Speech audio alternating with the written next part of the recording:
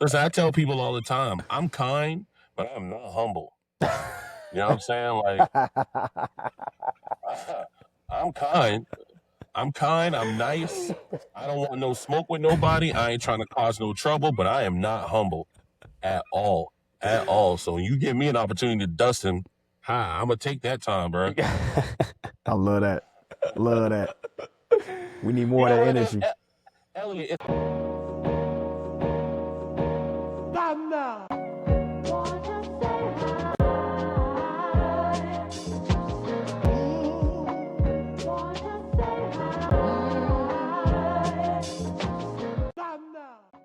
Up world, it's your boy Dave. Dave has wings, and we're back in the living room for another episode. First of all, I want to start by thanking you. If you tuned into any episode up until this point, we're super excited about just having this initiative and continuing to roll and just continuing to press publish. That's kind of our goal for right now. But I'm Hugh House's partner, focused on strategy and operations, and I'm gonna kick it to my co-host as well, Mr. Elliot McKnight. What's going on, y'all? This is Elliot McKnight, partner, creative technology, and creative operations. No doubt. So I am very excited for today because one of my favorite people in the entire world is our guest. He is my brother, a longtime friend, a longtime homie. He is the owner, founder, facilitator of Black Fruit Fridays, and his name is KJ Kearney. KJ, how you doing, bro? I was not expecting that. You are also one of my favorite people, Elliot. You're going to join the ranks soon. But me and Dave go back for a very, very long time. Before the dad stuff, before the creative stuff, was streetwear, dog. Absolutely. Absolutely, man. So yeah, bro. We kick off every episode the same way. So if we could take you back to your childhood living room, man. How did your childhood living room shape or inform who you are today? I knew this question was coming, and I still don't have a good answer, man, because my living room, as a child anyway, it was just a place we watched TV. You know what I mean? Like, it didn't shape me as much as the home itself did. But our living room is where we gathered. And, I'm one of those blessed individuals that I grew up with both of my parents in the house, my brother in the house. So, like, the living room just felt like the family space. And trying to have perspective now in my 40s, thinking about my living room as a child has been a lot more, difficult than I thought it would be. But I do think about all the positive times that we had. And I think those positive times did turn me into the person I am today. No, man. I mean, from what I know about you, you and your family are still extremely close. You know what I'm saying? So I think that is a good answer. That's a great answer, bro. Like, don't feel like you needed to have some kind of savant deep. Like, nah, bro, that's it. You know what I mean? Because yeah, having both parents is a thing, and y'all being a family is a thing. So kudos. Real quick, like just getting everything and just for some context before we take it all the way back for folks, like what is Black Food Fridays and how are you talking about it now? That's a good question. I just tell everybody that Black Food Fridays is a online advocacy page, right? So I just advocate for people to support Black-owned restaurants, Black-owned chefs, Black-owned consumer packaged goods, anything in the Black food space. But what it's really become since I started this is kind of an aggregate landing page for all things Black food. So, the jokes do well, whether it be my jokes or other people's jokes. Black food news, Black food history. Like I said, it's just become a landing page for anything Black food culture related. No doubt. And how do you, I mean, that's kind of the platform, if you will, but as a person, like where, if we were to, lean into titles for a little bit, like what do you consider yourself, you know what I'm saying, right now, or how would you categorize yourself as, because I know you're not like super big on like the influencer content type thing, even though you have a page that has a large following and you worked on a number of projects, like things from the creative space, things in civility, community organizing, food, like all the different things. So how do you talk about yourself or how do you categorize the work that you're doing right now? I don't run from the phrase influencer. I understand that it has a negative connotation for a lot of people, but I hope to influence. How I describe myself is as a community organizer. That is my full-time gig. I love it. Even though Black Food Fridays is taking off, I'm holding on to this job for as long as I can because I really do enjoy being in community with people. So that's how I describe myself, as a community organizer. And as a community organizer, I hope to influence people, right? Like influence you to go vote, influence you to go to city council, influence you to go to your neighborhood association meetings, whatever it is. So yeah, I used to be like, oh, I'm not an influencer, I'm a community organizer. But I mean, to be frank, if I'm gonna be a good community organizer, I need to have some level of influence in my community. No, that's real. That's real. What are you up to these days, man? Like, I mean, we can talk about, you know what I'm saying, the trophies that's on the way. We could talk about the nominations if we needed to. I'm sure we'll get there at some point, but what are the things that are what's inspiring you? So matter of fact, I'll contextualize it like this. You know what we do at Hugh House and everything for us is about, you know what I'm saying, artistic and cultural practice. What does your artistic and cultural practice look like right now? What is your cultural practice, or whether it's around food or something that you're making or something that you're doing? What does that look like for you right now? I'm gonna be real, dog. My cultural practice right now is restraint. My cultural practice Mm. right now is basically creating systems. I felt for the longest, my entire creative life, I felt like if you had systems, if you were formulaic, that somehow took away from your art, it took away from your charisma. And now that I'm trying to turn Black Food Fridays into a full-fledged media company, I'm learning that creativity without systems is a hobby. You know what I mean? You can't turn that into no business, bro. I can't get no $30,000 check from Target today and then a $12,000 check from Facebook next week and then don't make no more money for 6 months. Like, there ain't no business, bro. Like, it might be creative, but I can't, I can't live off that. So right now, you know, I hired a creative business strategist, and she's really helped me like zone in on what I want to do with Black Food Fridays, and more specifically, how I want to get there. And part of me getting there is telling myself no. I do not lack for ideas. I do not lack for creativity. And I will try anything once. And that could be a problem when you're trying to build a business that could be scalable, where you can count on revenue to be there every week or every month or however you get your bread. And so that's the biggest thing, dog. Right now, how that looks from a creative standpoint is she has me journaling. Hmm. So I'm journaling every idea that comes to me instead of just like buying the domain name and then, you know, scoop scooping the Instagram account. I'm just writing it out. And I am finding that is a relief because it gets the idea out of me, but allows me to stay focused on what the main goal is and what the current strategy is. So I hope that answers your question. Restraint right now through journaling is how I'm, you know, manifesting my creativity. Nah, that's real. It takes like a level of like introspection and humility to realize that I need help in doing this thing, especially when you come from a space usually where you're used to doing everything solo, like most of us are from like a creative perspective or from like, you know, I mean, just a hustler, entrepreneur, however you want to categorize it. Like you get used to doing everything yourself, limited resources, et cetera, et cetera.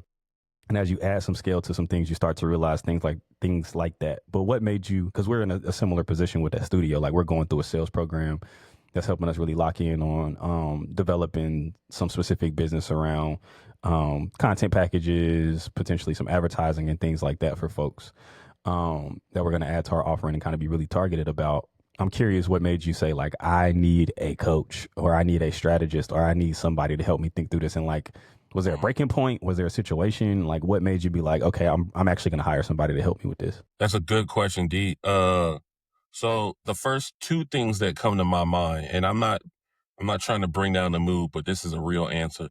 The first thing is my father is dying. My dad has terminal cancer. I mean, now to be frank, he's had it for like 3 years. My dad has died like 2 or 3 times and come back. He's a country boy from Tennessee. This man ain't dying, dog. But what this has done is lit a fire under me to be like, you know, he was there with me when I won my James Beard Award. He came to Chicago with me rather when I received the award. He couldn't make it to Atlanta, you know, for the Emmy nomination, for the Emmy Awards. He couldn't go because his health, you know, wasn't in the best place. And so I really want to create a business where one, I feel fulfilled, but two, I can spend as much time with my dad as I want to. You know what I mean? Like, and I can bring him with me if that be the case. And my mom, shout out to my mom. I don't want to make it sound like it's just my dad, but that is kind of reason number one. And then reason number two is I permission to speak freely. I'm not gonna curse, but permission to speak freely. I am tired of begging white people for money, bro. Like I really am. I work in the nonprofit space, and a lot of what we do, and even if it's not white people, we're always begging for money. We're always not only we begging for money, we have to put on display the poor people that we help. And I enjoy my work. So again, this is not a bad, it's not bad that they're poor, but like we got to be like, hey, Ford Foundation, look at all these poor people that we're helping. Give us money so we can help these poor people. I'm kind of tired of that, bro. I don't want to do that no more. I'm over the nonprofit, industry complex, whatever they calling it right now. But also, as a community organizer, if I could be more positive in the answer, organizing is cool. Bringing people together is cool. But you know what really makes things happen? Money. You know what I'm saying? Like we talk about these neighborhoods being blighted. You know what fixed blighted neighborhoods? Money. You were talking about creating more, black business owners. You know what more black people need in order to run business? Money. And so if I can use the talents that I already have to create a sustainable business that could be scaled, where I can hire people, where I can pay payroll taxes and, give people a livable wage so that they can reach their dreams and their goals as well. That's how I can best support my community, is stop squandering the gifts that I've been given, get this bread, be creative as possible, and then use my money and my platform as an opportunity or a platform to give other people opportunities so that they can reach their dreams too. I don't want to be the only person with money. I don't want to be the only person with Emmy nominations and James Beards. And I don't want to be the only one, because that's how you get robbed.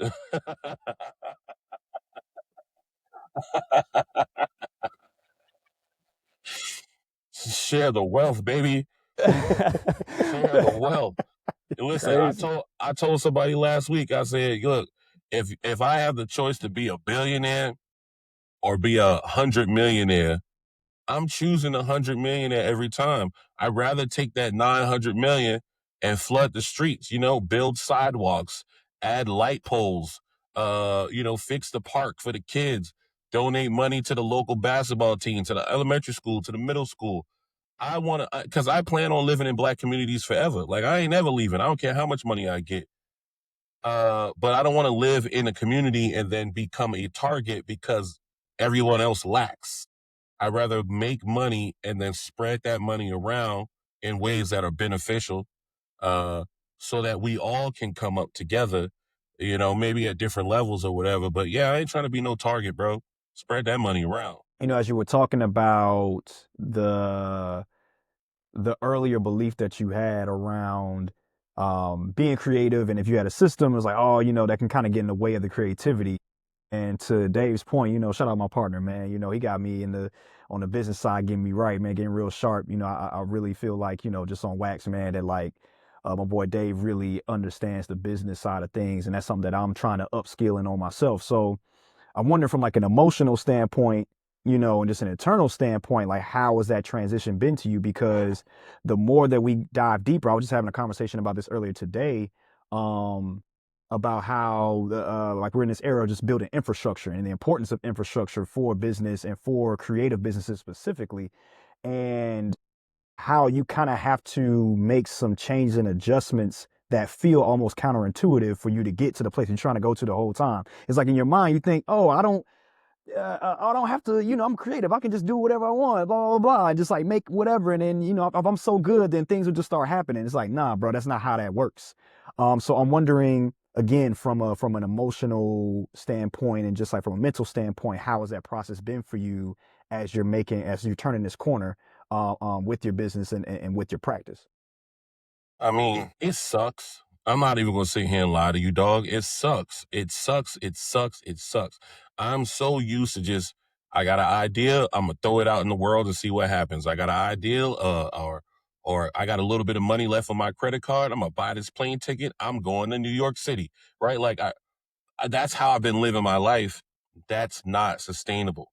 You know what I mean? Or at least not right now. I ain't making enough money creatively, right, to just be up and going to Barbados because my LB there and I just want to hang out with him and make some content around that.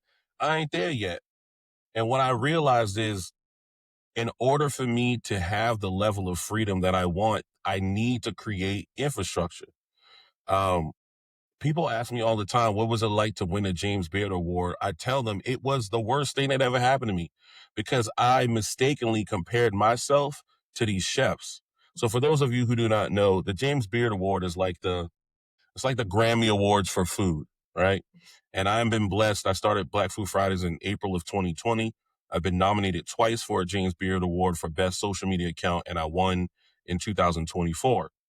And I thought, okay, I won. I'm about to be on this fast track, right? TV show, book deal, apron deal, knife deal, whatever all these other chefs is doing.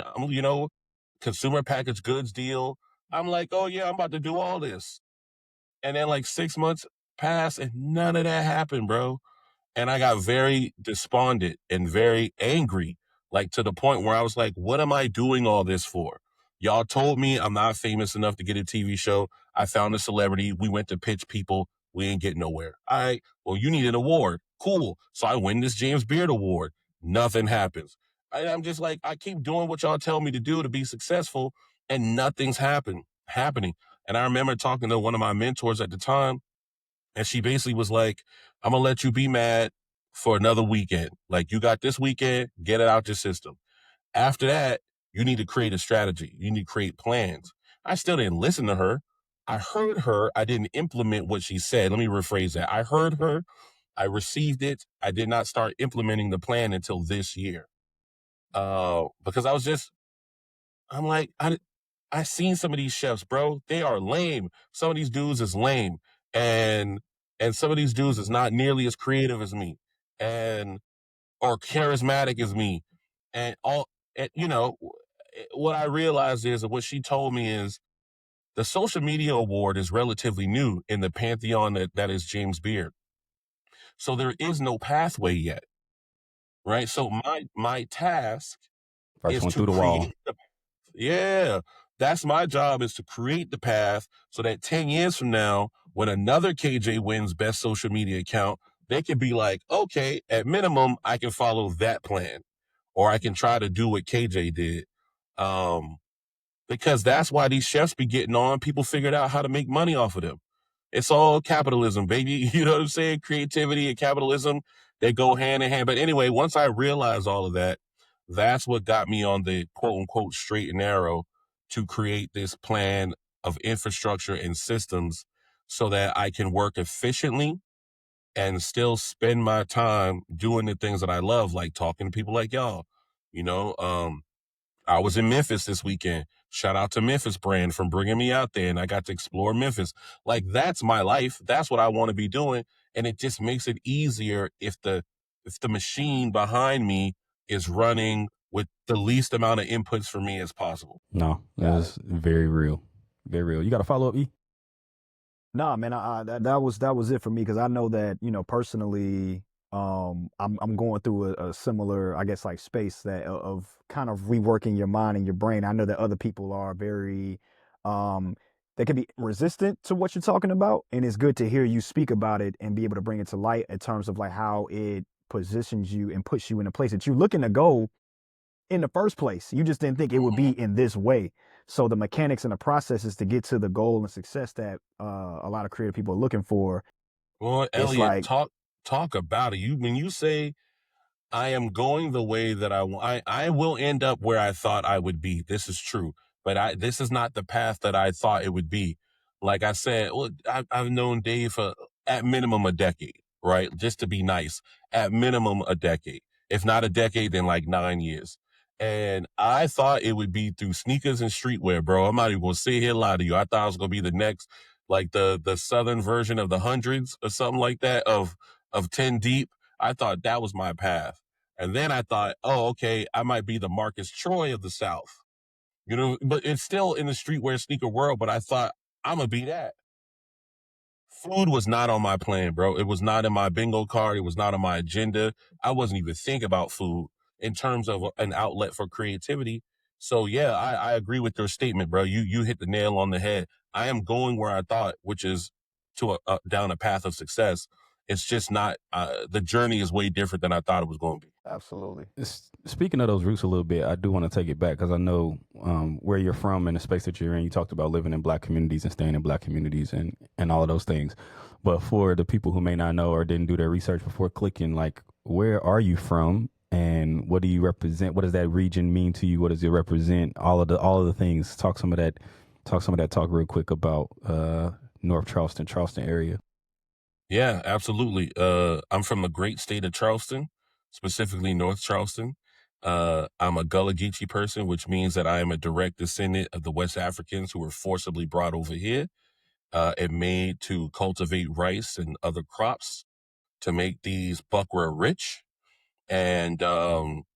And because of that, I am very dedicated to staying in Charleston and creating success right here so that these other little, Gullah Geechee boys and girls can see somebody who look like them and has the same background as them or similar background as them and be like, "Oh, I didn't know we could do that." Like I didn't know we could be those things. And so that's why I'm so attached to Charleston. Uh, for those of you who do not know that the federal government has this thing called the Gullah Geechee Cultural Heritage Corridor, and it basically stretches from Wilmington, North Carolina, down to Jacksonville, Florida. It's up and down the coast. So basically, from the ocean to maybe like 30 or 40 miles in, from Jacksonville, Florida, up to Wilmington, that area is considered Gullah Geechee haven, right? But where I live at is like the epicenter of chattel slavery in the United States. It is believed that 40% of all African Americans in this country can trace their lineage back to Charleston. And depending on what book you read, that number is even higher. So I tend to go with the lower side because if I start off at 80, it's hard to go down to 40, right? Then I'm gonna look like a liar. But but Charleston is, and I say this unapologetically, Charleston is the birthplace of what we know as African American. Like, this is it. When we talk about the Great Migration, you had to migrate from somewhere. And with Gadsden's Wharf being such a large port and so many of our ancestors coming through that port, that's where we all migrated from. So I'm connected to the soil in a way that is bigger than just the weather's good, the food is good, right? Like, it's Mm-hmm. really a cultural and ancestral thing for me. And I am going to do whatever I can to make sure that I don't have to leave my home in order to make it. Because to be frank, Charleston is now white Atlanta. When I was a kid, I'm 42 years old. When I was a kid, Charleston was like 80% black, bro. Uh, it is now like 12% black. Well, the city of Charleston, where I live at in North Charleston, which is its own city, it's still very much like half and half. So it's like 45% black and 42% white, something like that. Um, but my city, North Charleston, has also the highest GDP in the state. So we make more money than every city in South Carolina. Yet the average income for black people in North Charleston is $30,000. Where do you do that at, bruh? How is that possible? And so I don't want to contribute to the brain drain that is my city. Because I got a whole bunch of homegirls and homeboys that are very smart, very talented, but they live in DC now. And they live in Charlotte. And they live in Atlanta. And they live in Baltimore. And they live in New York City. Because they didn't feel like this was a place where they can launch their dreams. And I'm hoping to be one of the people, one of them, I'm not saying the only one, but one of the people who changed that narrative. Nah, that's real. I appreciate you saying that, man, because I'm borderline the same way. Feel the same way about Charlotte. Charlotte has its own icks and ills as it relates to the contributions of Black people and the way that capitalism has boxed us out or categorized, only allowed success in certain ways based off of what's needed from economics, and that goes all the way back to the days of the indigenous and the Catawba River tribe having control of this area prior to all of the colonization and all those types of things into Yeah. the development and bringing black people into it, and us being positioned in specific ways and put in certain neighborhoods and put in certain positions, and even having thriving things that have been stripped away as well. So now I appreciate you giving that context, bro. And I think those are the types of things that connect us and bond us, you know what I mean, on a deeper level, is that same type of mentality, that same type of energy, even if it is for a different locale. It's the realness of having that feeling and having that energy and wanting to do things in that way. Yeah, man. I want to add to that too. I feel like I want to be very clear. While I feel like it's my calling to stay here, and you feel like it's your calling to stay there, right? I don't want anybody who's listening to this who feels like they need to leave where they are to better their life. I don't want you to feel like you a sucker. You're not a sucker, bro. You got to do what you got to do because you have one life to live and you have one person to please, and that's you. So if you live in Charleston and you think you need to move to Atlanta to make whatever happen, by all means. I mean, not that you need my validation, but do what you have to do. There are, though, people who have been put on this earth to build Atlanta, right? The black men and women who made Atlanta what it was in the 50s, 60s, 70s, 80s, they did not get to sit under the shade of Freaknik, of the Freaknik tree, right? Like they did not get to sit under the shade of VIP stadium access at the Mercedes-Benz Stadium, you know what I mean? Or Phillips Arena. They didn't get to experience unlimited mimosas and brunches and all this other stuff that Atlanta has, rap and, all the things. But someone had to build that infrastructure. Someone had to be like, this is home and we're going to make home what it is. Uh, I want to be one of those people in terms of black people for Charleston, because like I said, Charleston's white Atlanta. White people coming here whether I want them to come or not. 33 people a day move to the Charleston metro area, which don't sound like a lot, but I'm also on the board of our Council of Governments, and we had a board meeting yesterday, and we are already at our population. We have already exceeded, excuse me, our population estimates for 2035. Wow. Jesus. Yeah, you know what I mean? That's insane. Like, it's insane. Bro said we 10 years ahead of schedule. We Right. we are 10 years ahead of schedule. Our international airport has like 60 direct non-flights. For a town this size, we should not have 60 direct flights. But I have seen behind the wall, if you will, and all the people who have made Charleston what it is from a business standpoint, a lot of them don't look like us. And I'm not trying to take nobody out. I'm just trying to add another layer, especially since my ancestors built this city. I feel like there should be people who look like me and you being able to make some of these things happen. And so, yesterday I'm in this board meeting with like 30, 40 people. It's 3 black people in there. Well, that's not fair. Like 5 black people in there. 2 of them, they getting ready to see the upper room. You know what I'm talking about? So like, Yeah. we just gotta be, I think people like us, those of us on this call, those of us who are listening and watching this, I think a lot of us are the builders of infrastructure. And the downside of building infrastructure is you might not get to sit under the shade of the tree that grows from the seed that we plant. I'm gonna do it. I'm gonna see some shade, bro. Like I ain't got no choice. But I just want people to keep that in mind. It's all good and well to be like, I'm here for the people and I'm a grind and I'm a build, but you might die without seeing that thing, flourish. Like Tupac said, I might not be the one to change the world, but I might inspire the person who does. I don't think a lot of us think of us as the person who inspires. I think we all think that we're going to get our heaven right here on earth. And I think we should. I mean, if anybody deserves it, it's black people. But just keep that in mind when you build an infrastructure. You might be building the foundation for somebody else to, scoop and score. No, that's real. I love that. And I just want to add on to it because even as you were talking, I'm from Tallahassee, Florida originally, and when I was a kid, I felt like I needed to get to certain markets to be able to practice creatively and all these different things because I didn't see it firsthand. But I also have a theory that, you know, if I was probably born maybe 10 years later or 15 years later, I wouldn't have that same feeling just because of the access to seeing people like yourself or seeing anybody looks like us on Instagram, Twitter, or whatever the case may be, just having like the access to YouTube to be like, you know what?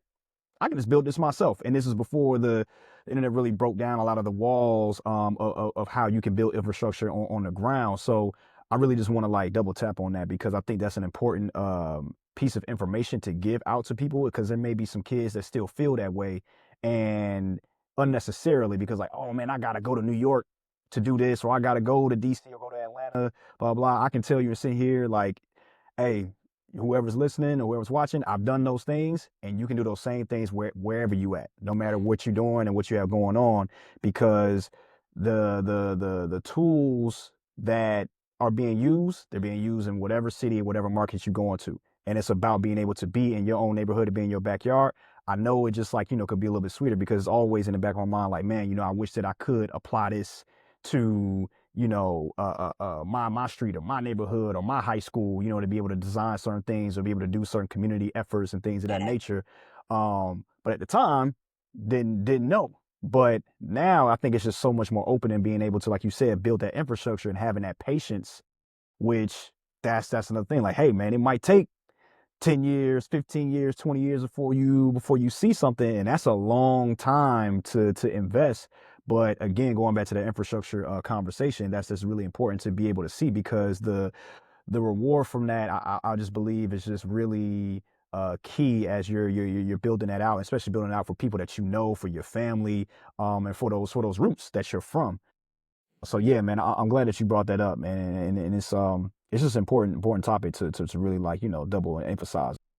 Yeah, it reminds me of there's a lot of one of the things that kind of pops in my head is my former financial advisor. He cracked my head open when he told me like what most people don't realize is that your top earning years don't happen until your 50s. And that really put things in a perspective for me in a real way. And like the way that it kind of breaks down, if you could take like 2 decades and put them together, it's like 20 to 40 you're learning, 40 to 60 you're earning, and then 60 to 80 you're returning. So it's a cycle of learn, earn, return. And that is, once I kind of got those two frameworks of like, yo, your network's not really going to mature and your people ain't really going to be in position and the dust ain't really going to settle till you 50. So everything you're doing right now is like an experiment, an opportunity to learn and figure things out and build as much infrastructure as possible and do right by as many people as possible and build a good network and a good name, so that when you hit those peak earning years, you're in position, the relationships you have are in position, and things are off to the races.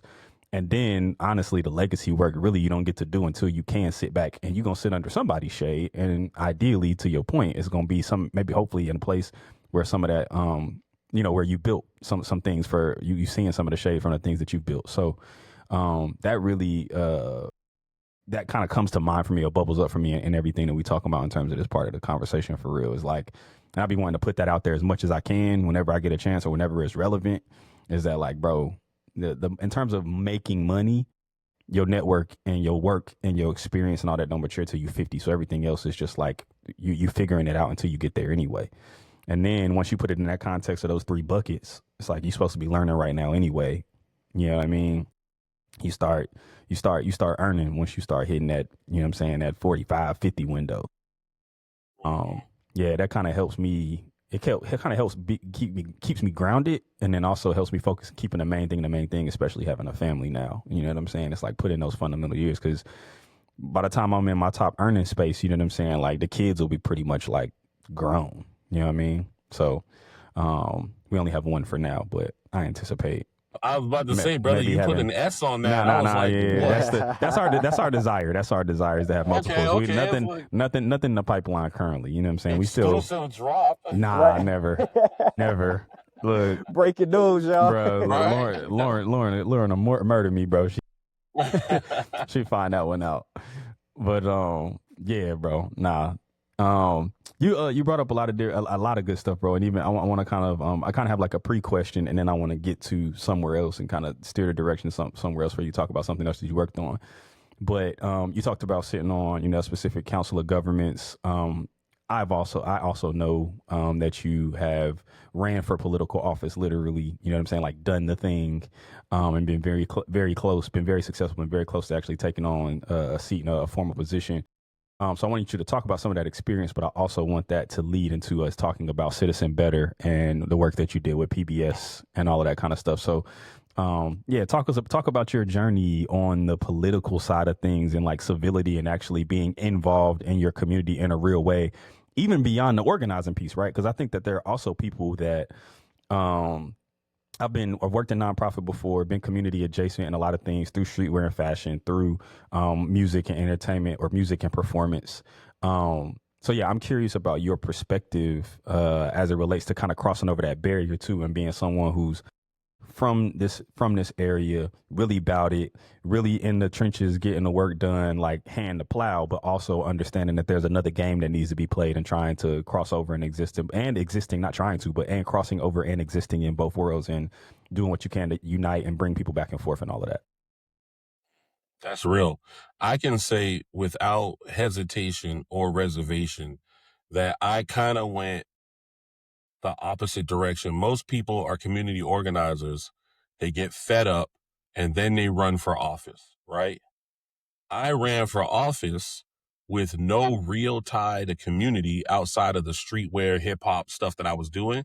But like the day to day lives of everyday people, I wasn't tapped in at all.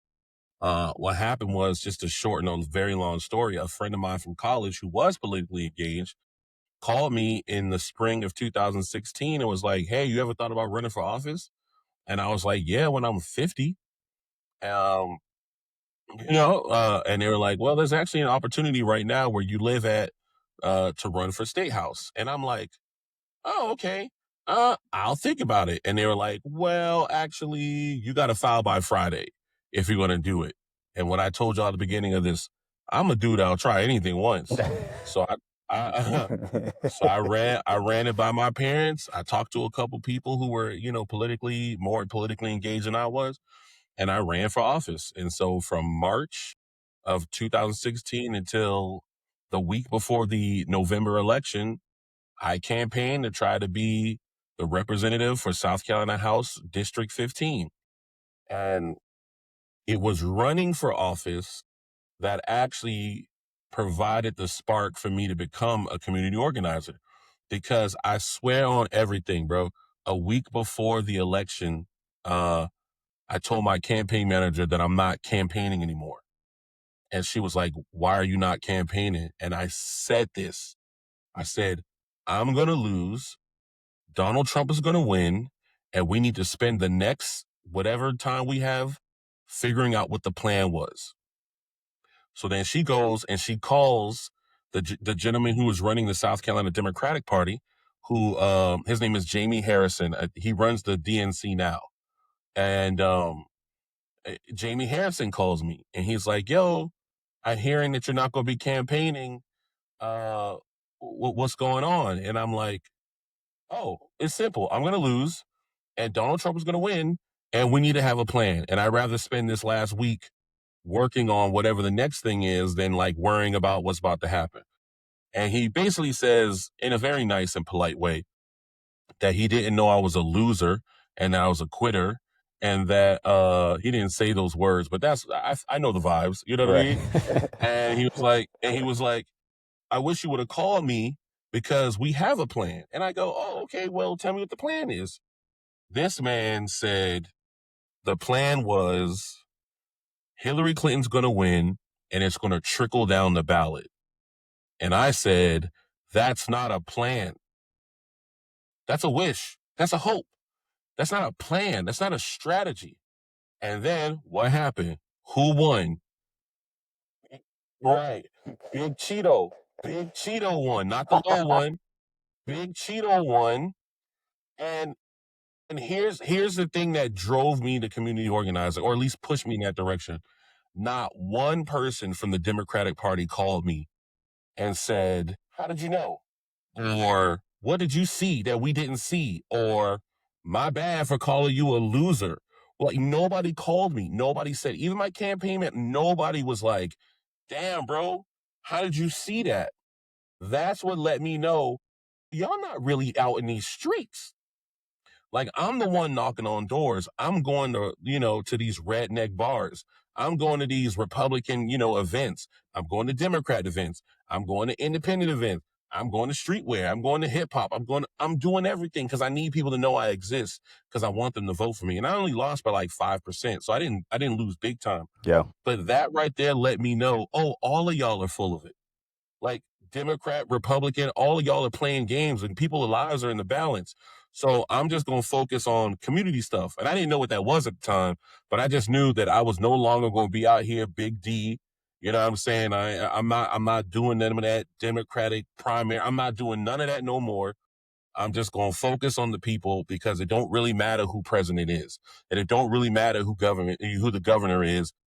If the same people, like one of the neighborhoods I organize in has one of the lowest unemployment rates in the Tri-County area.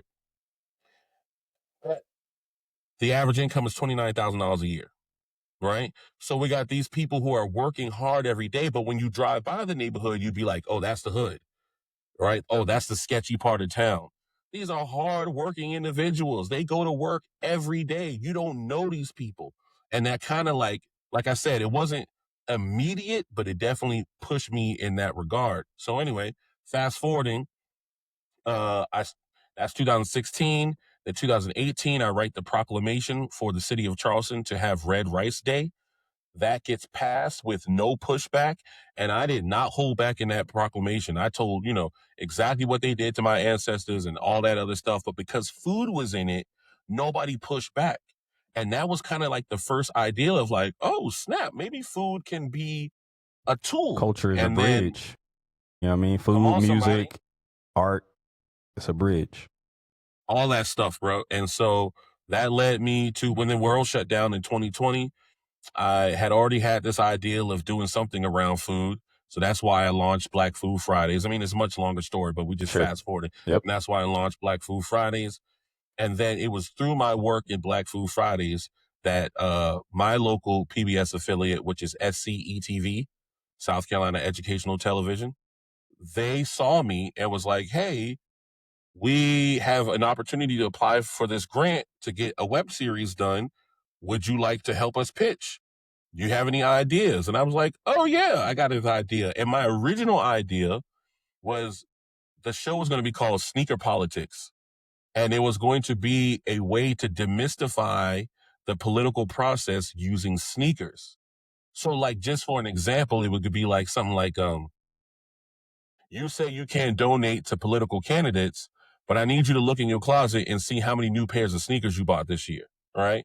And if you anything like me, you can easily say you spent $2,000, $3,000, $4,000, $5,000 on sneakers this year, right? Most political candidates don't need you to donate $5,000. They need you to donate 50, 25, 100. And so like, it was going to be that kind of thing. But anyway, it went to legal. Legal was like, no, because we're not about to get permission from Adidas and all these other people to be showing our logo. Got it. You know what I'm saying? So that's why it changed to Citizen Better, which was still a way to demystify the political process, but it was more so like less sneaker involved and more like community engagement involved. No, that's dope. So what's the process of shooting something with PBS, like on the creative side, production, like writing, like what does that process really look like to work with public funded television? That's a good question, bro. It was way more intense than I thought it was going to be. And so we got a grant, but the grant actually went through North Carolina Public Education. And then they worked with SCETV to produce this show. So when we would have these virtual meetings, it'd be like 8 people on the call. You know what I mean? Like people from North Carolina and South Carolina. Everybody having a say, everybody wanting a say. I had a writer, this young lady from Taylor, who is Black, but if you looked at her, you would not know that. Shout out to Marion Sinners, right? Like you would not know she was Black. And so like, but I was able to like interview, different writers. So I interviewed like 3 or 4 writers with the team. I'd never been a part of nothing like that. I got to see like color grading. I didn't know I knew what it was, but I'd never seen it. We would go out to shoots. We'd had an audio guy. We had like 2 camera people. We had a field producer. We had 2 field producers, right? So even though I'm the only one on camera, there's like 5 or 6 people behind me. And I just didn't realize that in order to put out quality public education, that it takes 5 or 6 people that you never see. And that's because our budget was relatively small. Right. If we had a bigger budget, we probably would have had like 10, 12 people on the set. You know what I'm Right. saying? And so yeah, that was the entertainment and education portion for me, was just learning like, oh, it takes so many more people to do this. And B, he who owns the goal makes the rules. Because there were I'm not gonna lie, there were times where I was ready to check out. I was like, oh, y'all gonna do what y'all want to do anyway. I'm not coming to no more of these meetings. Just tell me when to show up. I'll film. We'll do our thing. I'm going. Like, after a while, but it also, that was a good learning experience, right? Because it taught me, if I want to become a media company, I need to be able to raise my own money, or be able to sell ad space, or be able to sell tickets or sponsorships or whatever the case may be, so that I have the funds, and then I can determine what this thing gonna look like, smell like, feel like, taste like, whatever the case may be. No doubt. I mean, given the nomination, though, it couldn't have been too bad with some of the decisions that was made and some of the things that Listen, happened. if you win an NBA championship, but you like broke your hand at the beginning of the season, your hand was still broke. Like that it don't unbreak your hand. You know what I'm saying? Like, you won a champion. Like, what? Like, listen, OKC won a championship. Chet Holmgren broke his hip last year, bro. Like, it don't unbreak his hip. It just makes breaking your hip feel better. That's love. Speaking of, though, let the people know what that award was and what what the outcome was. Yeah, we got nominated for an Emmy Award for my show Citizen Better, a specific episode that dealt with pollutants in the water and things of that nature. It was a great episode. That was one of the best episodes that we filmed. I'm not gonna lie. So the fact that was the one that got nominated for an Emmy, I was very happy with that one. And then I did not win, but now I kind of know. Like, I get it. I've been to the Emmy Awards. I've seen how the sausage is made. I've seen who we were up against. I saw the other people who won in the different categories. And bruh, there's so many categories. We could all be winning Emmy Awards right now. There are tons of categories. And so, yeah, like I was disappointed because I wanted to win an Emmy, like, again, it doesn't validate who I am. I wanted to win. But now that I've lost, just like when I lost the James Beard Award the first time, right? I'm like, oh, okay, I know how to do this now. I know what kind of stuff we need to be creating so that we can get that. Because the Emmy doesn't validate me, but what the Emmy does is provide social proof. Because a lot of people out here are cowards, especially people who own businesses, right? They want to make sure that they get a return on their investment. And even if the project fails, if they hired a guy who won an Emmy, that might save their job. Puts a cast on a broken hand. Come on now. Absolutely. And that's something I want to make sure that the people understand here.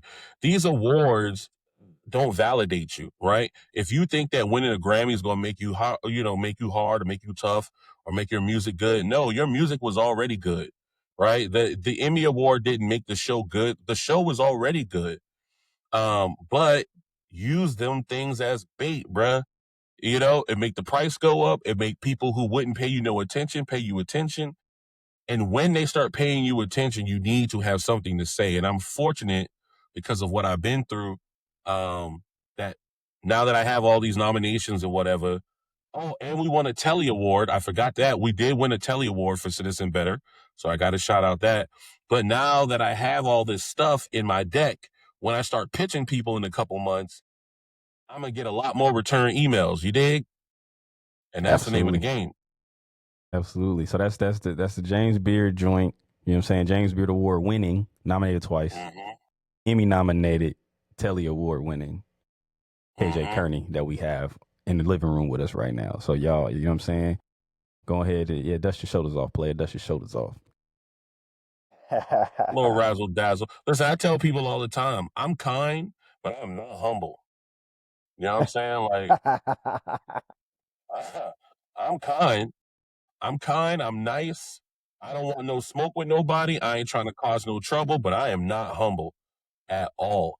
At all. So when you give me an opportunity to dust him, I'm gonna take that time, bro. I love that. Love that. We need You more of know that what it is, energy. Elliot? It's like here's my thing. I don't believe that in order for me to be good, I have to lessen what you got going on, right? Like, and I feel like a lot of people who are confident in themselves or very competitive rather with whatever they're doing, and their mind is like, I gotta stomp on him or her in order to let my light shine. I don't believe in that, bro. Like, I don't believe I gotta take out the Hugh house in order for me to shine. If anything, I feel like we could work together. But make no mistake, while I'm not out here trying to take nobody's head off, I am trying to win, because I think those are two different things. I'm in competition with myself because I like trophies. Trophies are dope. And when you become an adult, you lose the opportunity to win trophies. When you were a kid, man, there's always a spelling bee, a geography bee, a race, a game. There's always something to be done. But then you become adult and you realize, oh, snap, I don't have a lot of opportunities to flex my skills or to be noted or nominated or recognized for my work. And so I want every trophy that I can get. I just don't think that it makes me better than you.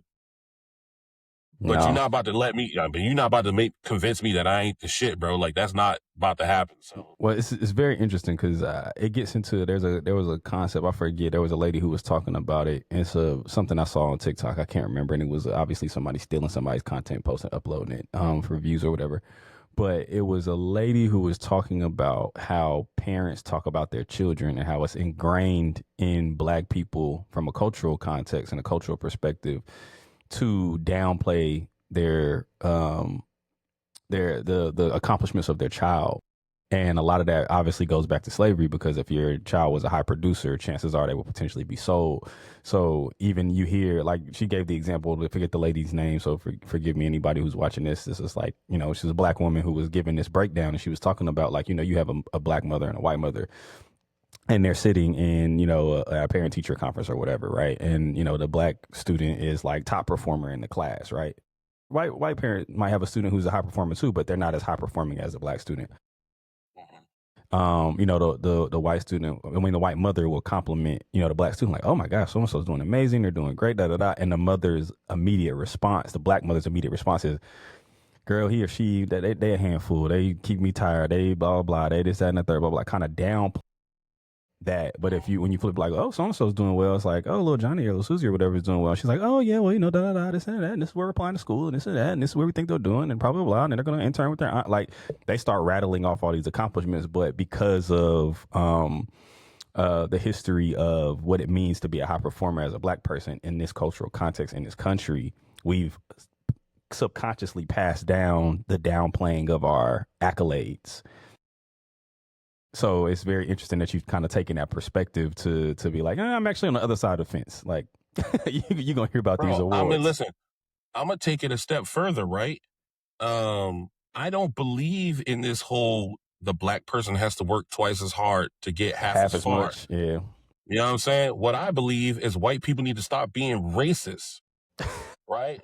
Like, if you wasn't a racist, I'm going to keep it kosher, but if you wasn't racist, then we wouldn't have to work twice as hard, right? Like, if I be telling people all the time, like, these arguments about DEI, I think people mean well, but I think they're missing the point. At least they're missing my point. If you think for a second that company only hired you because you're Black, you must be smoking something, bro, because that's the privilege of being white. You don't have to hire nobody you don't want to hire.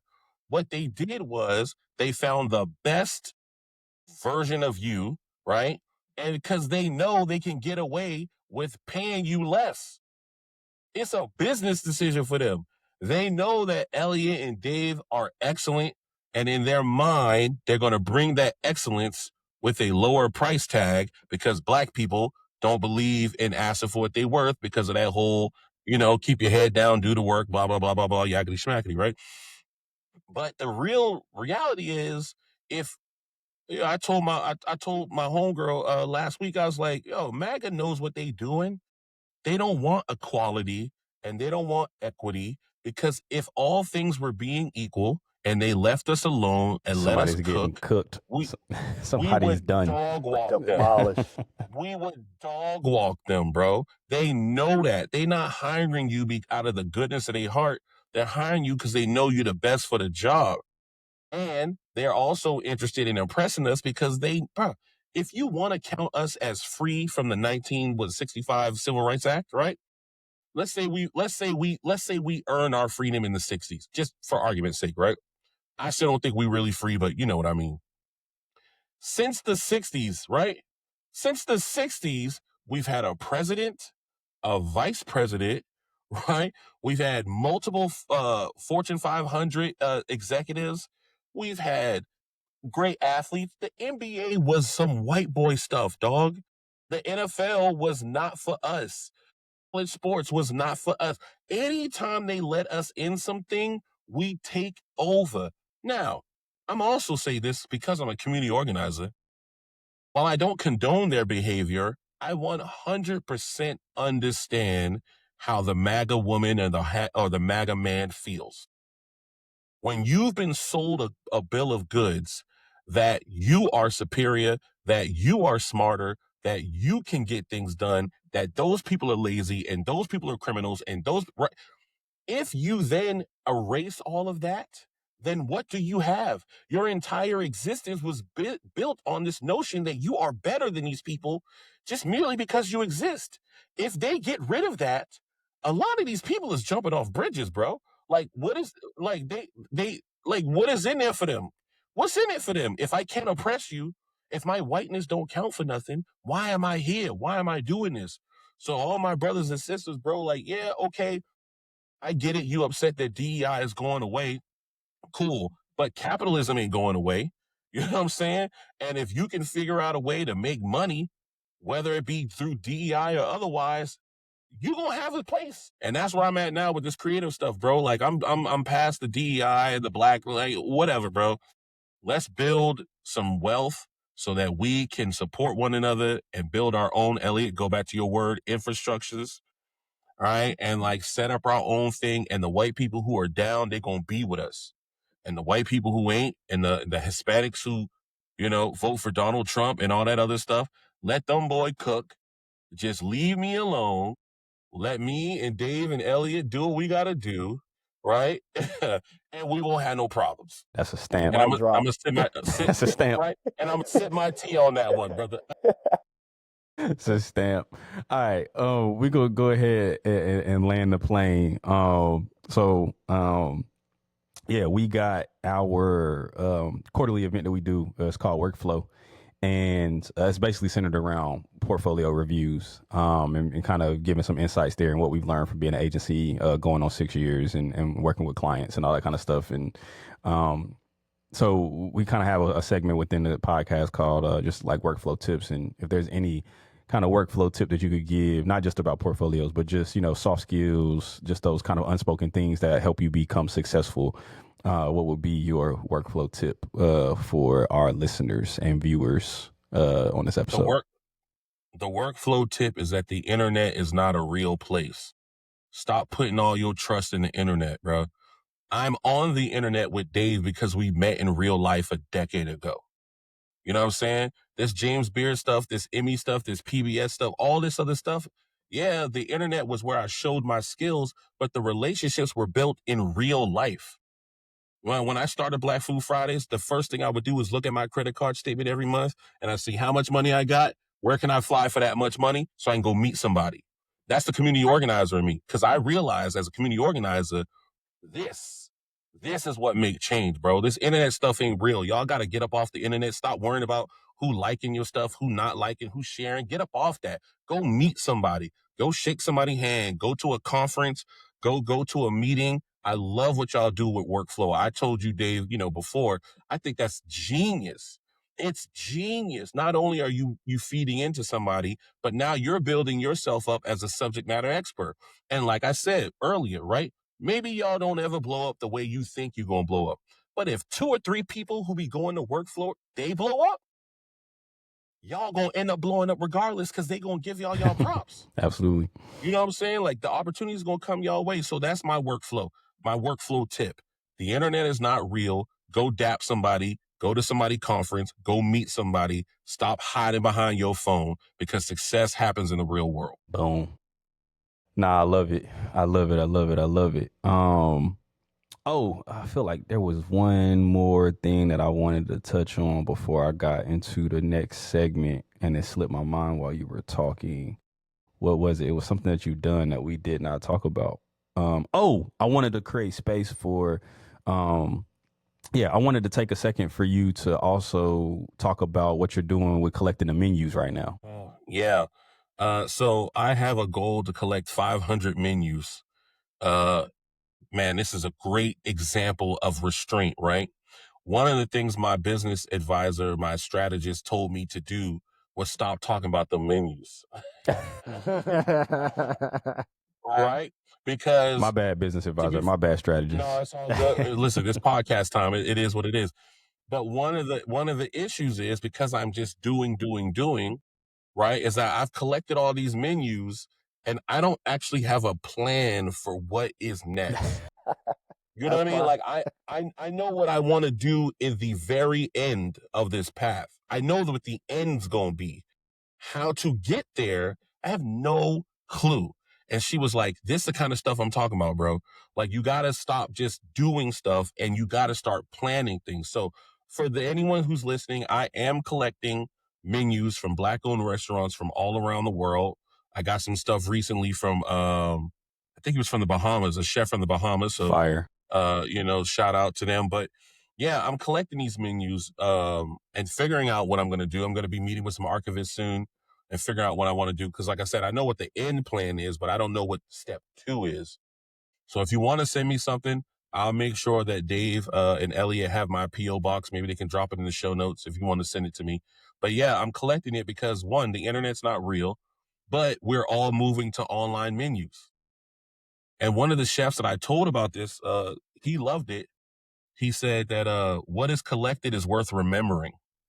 And for a lot of these Black-owned restaurants, if everything is digital, especially with the failure rate that a lot of Black-owned restaurants have, it's almost like these places did not exist. There's no record that they even existed. And so I want to be responsible. I've taken upon myself to be responsible for remembering as many of these spots as possible, because all the menus I get, these places ain't gonna stay around forever. Just the law of averages does not mean that all 500 restaurants are going to be here in the next 10, 20 years. But while they're here, I can collect these menus and commemorate them, at a date and time that's at a better, choosing to my business strategist. Yeah, exactly. But yeah, thank you for bringing that up. I'm proud of it. And when I relaunch this process, I would be so thankful and grateful for everybody, who has already sent me some stuff, but who will also send me some stuff in the future, because I can't do this without y'all. Absolutely. Man, that's a fire. I got to double tap on that real quick because, one, that's a deep cut for me personally in the terms of, menu design as just a space just to get into. And so this is something that Dave and I talk about all the time, where it's like these small niches of design or businesses that you're like, man, why didn't I think about that? Because one, how often is it talked about okay, that being like a service that you provide? Like, I'm a graphic designer for Black-owned restaurants and I design their menus.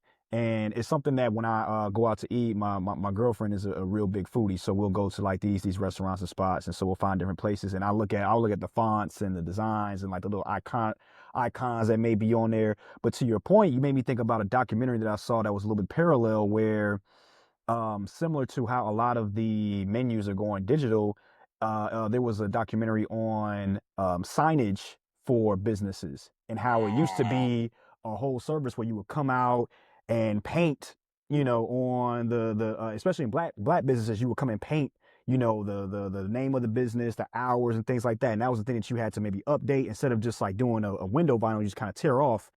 You had to really, that was like a real like artisan craftsman career that you had to learn. And so like recently I've been looking at a lot of churches, still have this in place, like churches that have probably been around for the last 50, 60, 70, 80 years.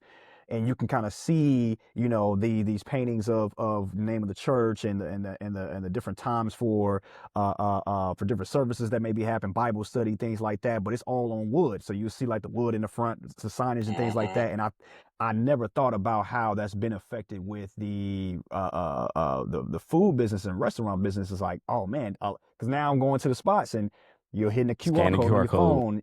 Exactly, exactly. And I believe that's just like a wonderful thing to archive because, yeah, man, I think there's a style that may emerge as you see, certain things. There might be certain eras of, okay, maybe there's a through line with 2000s menu design at black businesses or 90s and Yeah. 2010s, 20s. So just having that and that also connects to part of the reason why we're doing Bunko as well too, because of how crazy a lot of media, especially print media, has just gone to a digital space. People may be on Kindle, they may be seeing things online and blogs and things of that nature, but having that physical trading format and that platform for you to be able to look at print and look at some of these capsules in time that people are making and creating, it's just important to have because we're just going so far to this side that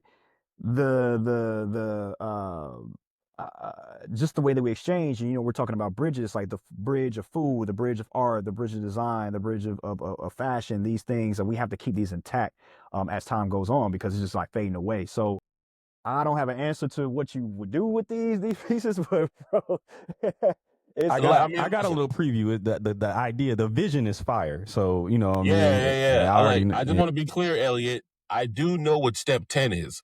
I don't know what step 2 is, right? Like fine. that's Yeah, the issue. But to your point, real quick, I will say I have already seen some patterns emerge, right? And like one of the patterns I emerge is, and I know y'all get where I'm coming from. Card stock, bro. Right? yeah. Like the restaurants that have yeah, the thicker menus or that mess around and laminate laminate. their menus, right? Like those restaurants tend to be of higher quality. And when I say higher quality, it don't necessarily mean fine dining, right? Even if it's a chicken spot, it's just like everything has its place, everything's clean, the service is great, the food comes out when they say they're gonna come out. Because if you take time to spend that much money and effort designing a menu and finding that paper, that you're probably handling your business in the back well too. So when I go to a restaurant and I'm touching menus now and I'm looking at, like you said, fonts and spacing and kerning and is that a custom graphic? Like Yeah. what or like what font is this? I ain't never seen that one before. Like the restaurants who are doing that are usually the better ran restaurants. It's like barbecue. With barbecue, when people ask me like how do you know it's a good barbecue? If they're selling barbecue by the pound, they're probably legit, right? You sell your barbecue for $12.99, that's fine. It's not that don't mean it's not gonna be good. But when you selling it by the pound, that means that's trap status, bro. Like you know how good your product is. You say you got pork bricks. Pork bricks, moving yeah. a pork, Hey, I just moving watched a Paid in pork Full weight. last night. Like, yeah, I was selling it cheaper, so I was moving it faster. That's real. Remember Ace Boogie? But yeah, you want to finish up, wrap up that Bunko piece, E. Oh man, gosh, yeah. It just in terms of with the Bunko, that's something that, again, the parallel of just having something in print format, um, and we also have this on a quarterly basis as well, similar to workflow, and wanted to ask, what is a particular book that you're reading right now that may be like, art or coffee book that you have like around the house that really inspired you either today or in the past that really, helped you out on your journey as you kind of grown in your career and your practice? I got one off the dome, bro. Afro surf. I don't know if y'all ever seen it. Oh, that sounds That fire. What's If it is that? what I'm assuming it is, it sounds crazy. I mean, it probably is what you think it is. It's a big, beautifully designed coffee table book that explores surf culture in Africa. All right. I done broke my headphones, You boy. done broke the headphone. Yeah, what? Yeah, I mean, and it's one of those things that makes you challenge your own biases, right? It's like when you think of Africa, well, rather what they want us to believe of Africa is very different than what the continent really is. And on that continent, there are Ethiopian girls who have skate clubs, like skateboarding clubs. Like there's skateboarding in Ethiopia, little girls, right? Like in Ghana, there's skate clubs. A lot of these countries are on the ocean. Why wouldn't they be surfing? You know, Mm-hmm. but it's just one of them things that you don't even think about. Right. And so it speaks to me in terms of design because I've learned as I've gotten older. I tried minimalism when I was younger. That's not for me. And then I realized, like, oh, when I read about the history of minimalism, I'm like, oh, it's definitely not for me. That guy was racist because he thought the guy who came up with the minimalism aesthetic believed that tchotchkes and all that other stuff was like, that's like poor people stuff. That's like poor indigenous, you know, backcountry, backwoods people. I'm like, I don't want to be associated with that. I'm out Afro maximalism. You know, like that's my design style is Afro maximalism. This book speaks to that design theory, right? But then from an ideological standpoint, Black Food Fridays is here to take something that you think you already know and like shine a new light. And I thought I knew about Africa until I came across this book of this black man with a surfboard. And I'm like, yeah, I didn't even think that could, I didn't even think of it as a thing. So shout out to Afro Surf. Go get that book right now. Where'd you find that? Facts. At a white person's coffee shop. And these are my Can't friends, even make you know? this up. Yeah. No, you can't. But like they have a great eye for design. It's a coffee shop in Charleston called Sight See Coffee. I have no problem shouting them out because they are great people. It's a husband and wife. They own it. They are great people. But one of the things that they did, they made sure that they put a retail store in their coffee shop because coffee only sells but so much, right? And Joel is so good at finding these weird, unique things, and he has like a little book selection. And I went by the table one day, and I like had to do the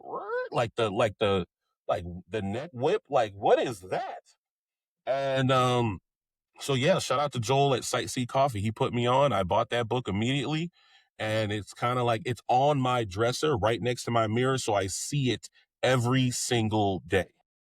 And that's why we keep them around, man. It's for those pieces of visual inspiration. Craziness just in like random like creative coffee table book news, if you will. Me and Elliot were kind of talking about this offline just in the group chat, but what's the name? Salehi has a book coming out that's on pre-order right now, and then Nina Chanel also has a book that's either out or on pre-order right now as well. So everybody go ahead and just get your wallets together. Go ahead and just clear some room on the credit card, like whatever it is that you got to do, and just go ahead and do what you know what you need to do. You know what I'm saying? Like I saw those joints, and the crazy thing is I saw both books I think within a span of maybe like 48 hours or maybe 3 days or something like that. And then I texted Elliot's always the first person I text when I see something crazy, and he was just like, "Bro, really?" I'm like, "Hey man, I don't make the rules, okay?" Hey, bro. It was back to back. It was like literally, I don't even think it was as long as 48 hours. It had to be like within 24 because I remember being like, I was still on the high from, I think the Salehi book was the first one he said, and then he dropped the Nina Chanel, and I was like, fam, bro, I was already trying to budget for the first one. Yeah, right.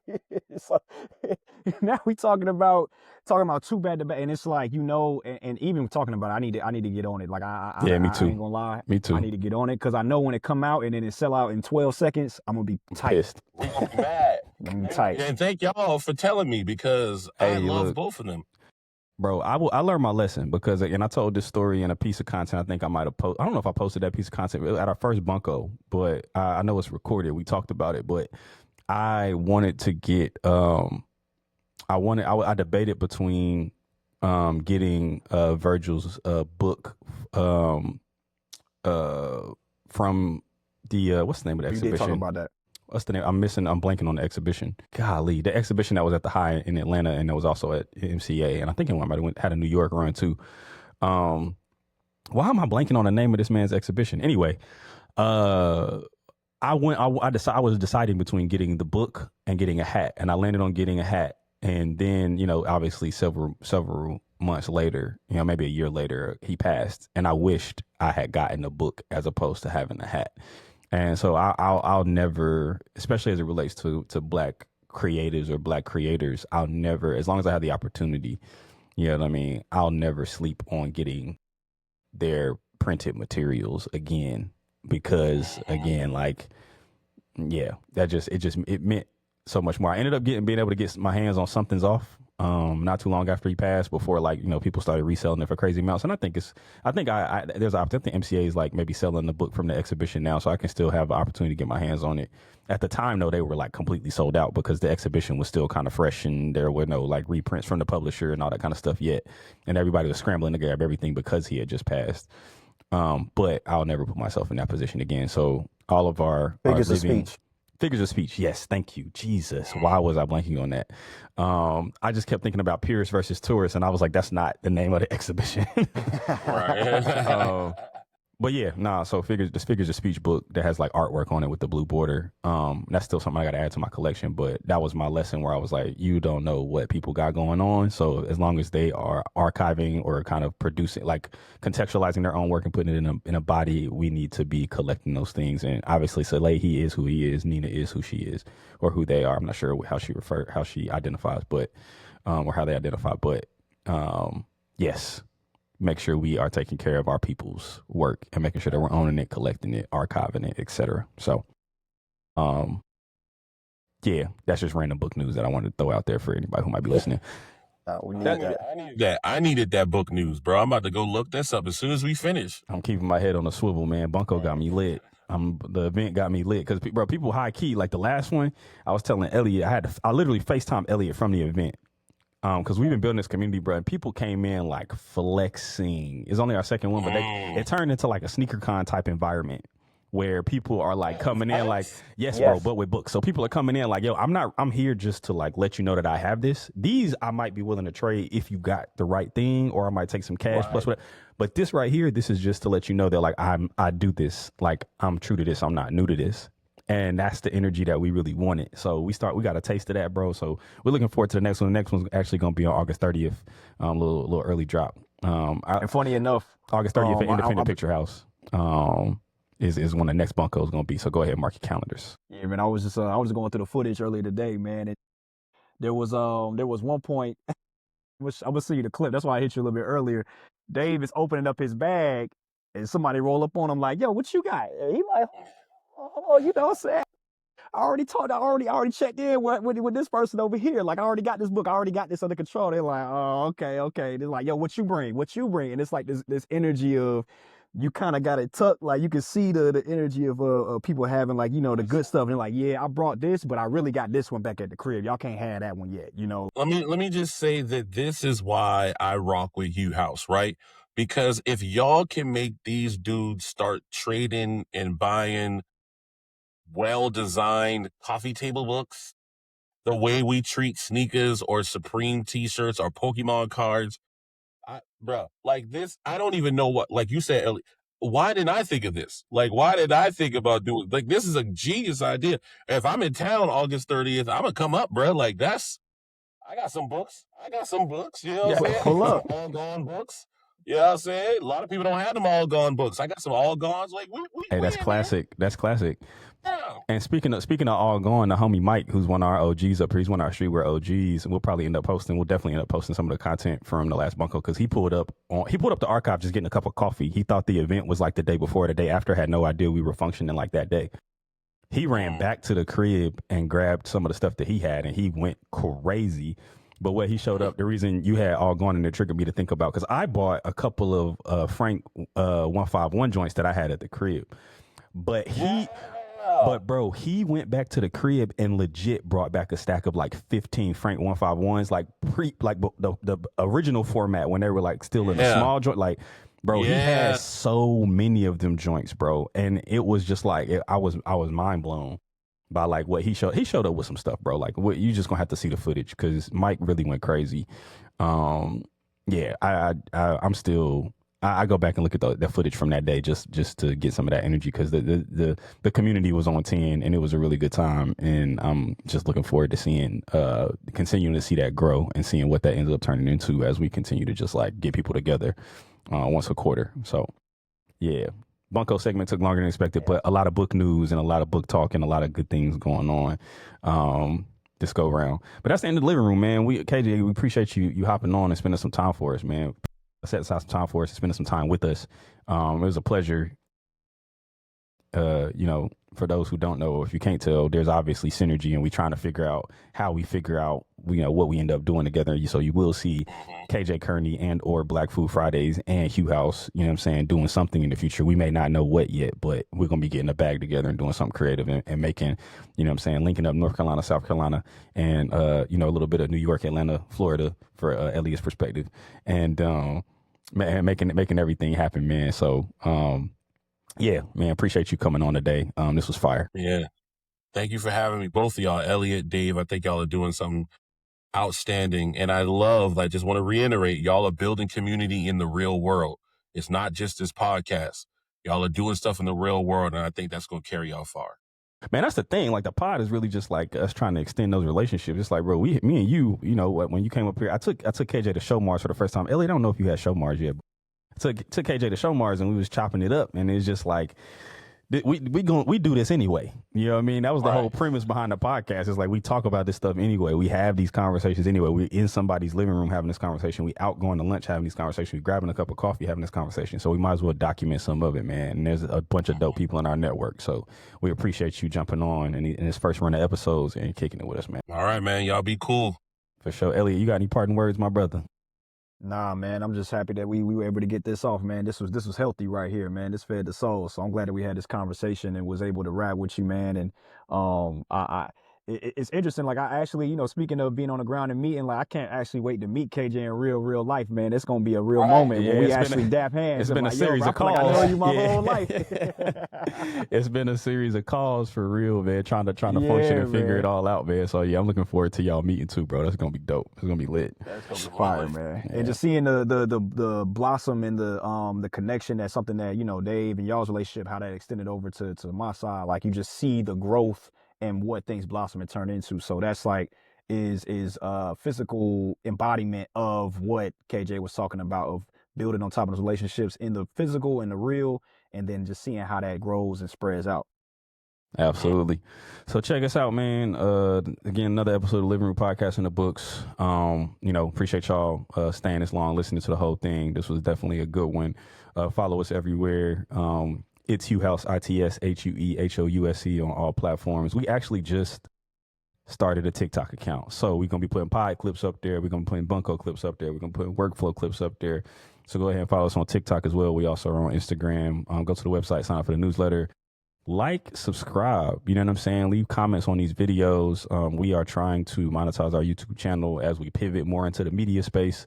So yeah, we need 1,000 subscribers and 4,000 watch hours to meet that goal. And, we want to let our community know that is our goal so that y'all can support us. It's a simple, free way to support us. Put the pod on, let it run in the background. We're doing what we can to bring some quality to it. Hopefully y'all like the intro and the outro music. Shout out to Young Citizen. Hopefully y'all like the motion graphics and everything and the branding that we putting into it. So it is remote, but we're doing what we can to make it and give it a show feel. So yeah, man, 1,000 subscribers, 4,000 watch hours is the goal. And we appreciate y'all for tapping in and supporting Hugh House and everything we're doing to celebrate artistic and cultural practice. And we will catch y'all on the next one, man. Peace.